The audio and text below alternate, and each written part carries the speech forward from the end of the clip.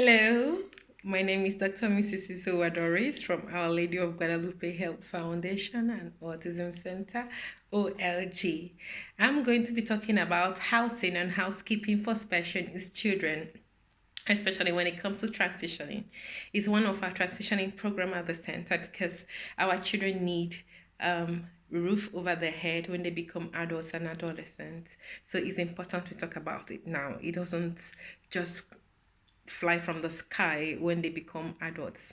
And when it comes to housing, you ask yourself, where will they live when they become adolescents? Where will they live when they become adults or even when they get married? Who is going to make those provisions for them?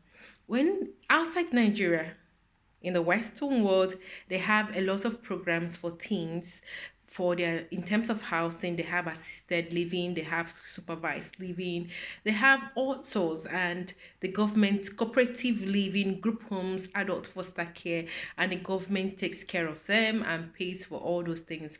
But you and I know that it's not the same in Nigeria, everyone for himself. Okay, you go to your homes, but what is obtainable is the parents taking care of this child till they're ready to move on. That is if they're ready to move on. But remember, when you're no longer there, the scenarios we've had or I have seen recently has been the siblings taking care of the special need brother or sister, and it's been working for them, especially when the mother is too old to take care of their son or daughter with special needs. Our children, they're not gonna be stunted all their life. They grow normally, they grow big, have all the attributes of being an adult physically, but mentally maybe not there yet mentally. So somebody has to support them. Is it assisted living while living with their parents? Is it supervised living while living with their parents? Is it an independent living, maybe in the boys' quarters while living with the parents? That is why it's very important to start teaching them how to manage themselves at home in terms of housekeeping.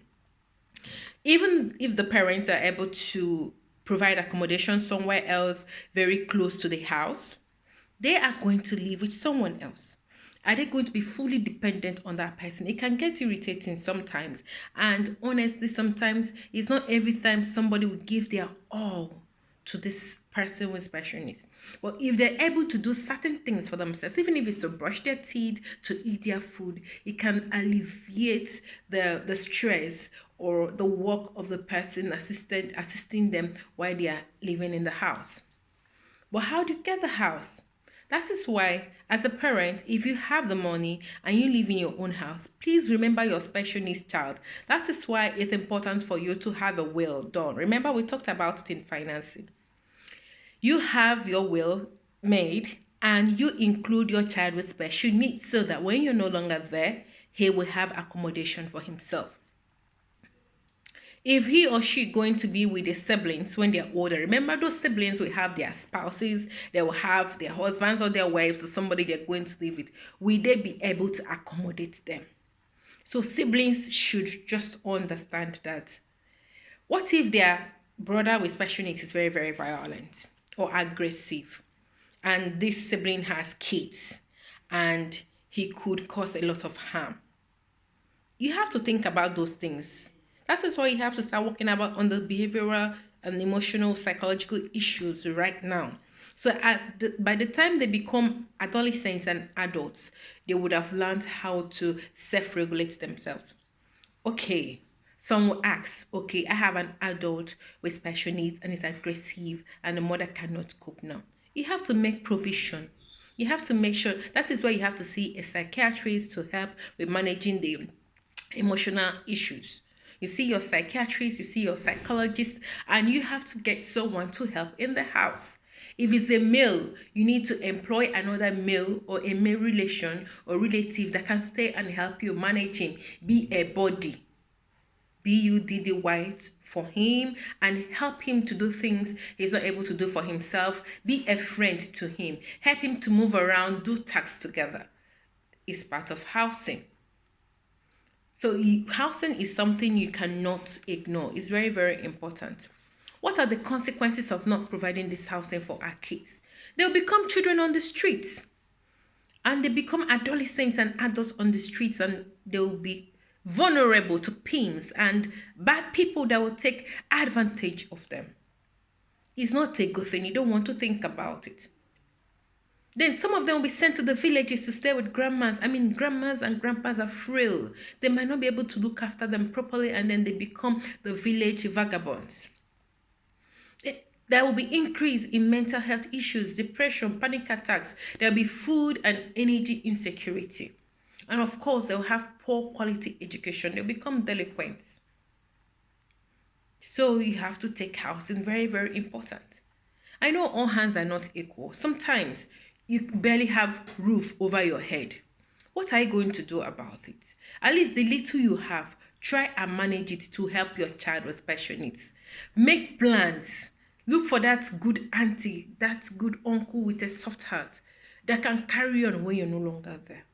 Even if it means putting money in their bank account, that's your child's bank account, even if it's 10,000 naira every month, 5,000 naira every month, do something that will help your child and assist your child. It's very, very important. Okay? So let's talk about the housing and the housekeeping. We've talked about housing with immediate family, with the siblings, aunties, uncles.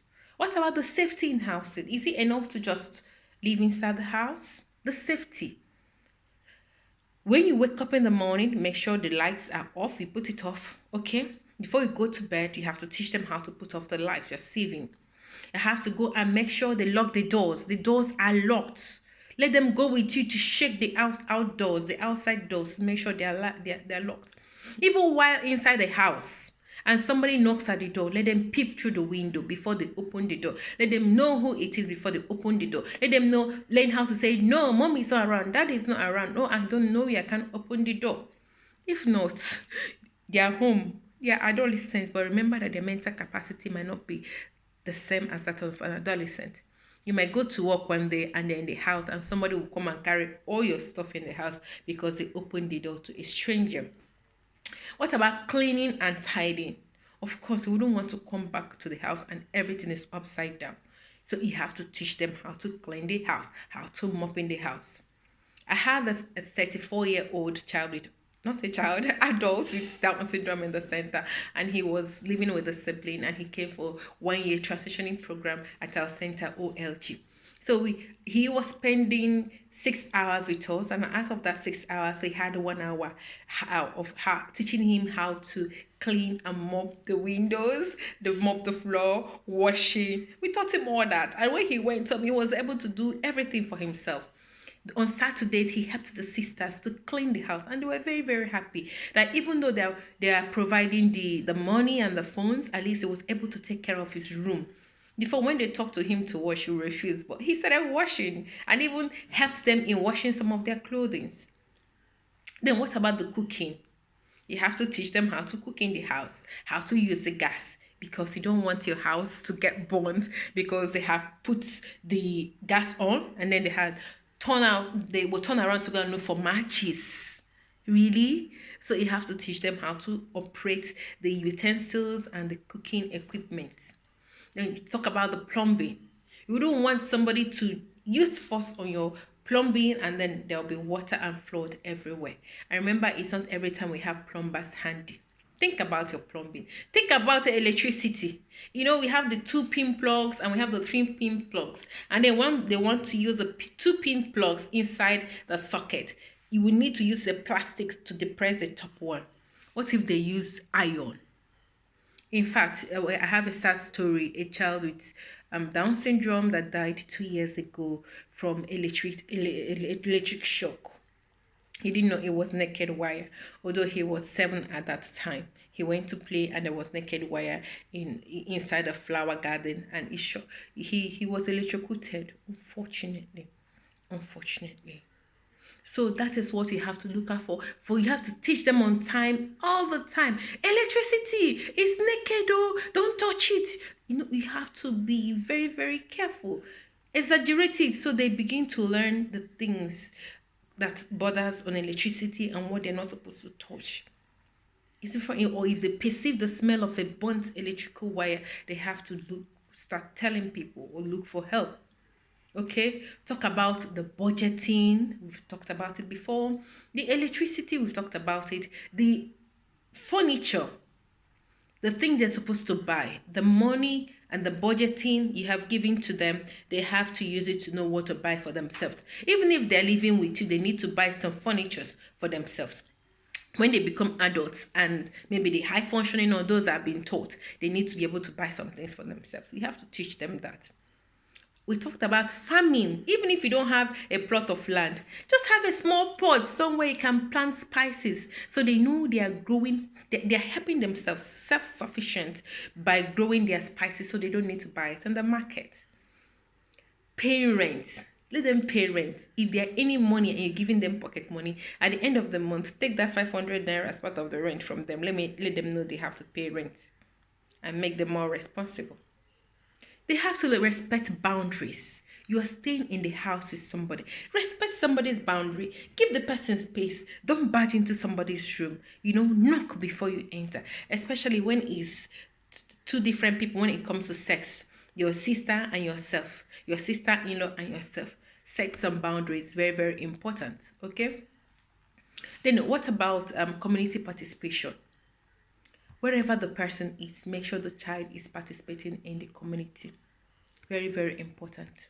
Okay, if they are going to church, make sure that at least in his neighborhood, he knows who is who, he knows the neighbors in case of problems, the good ones and the bad ones, the ones he shouldn't eat from. Maybe if he visits somebody, don't eat another person's house because they can be poisoned.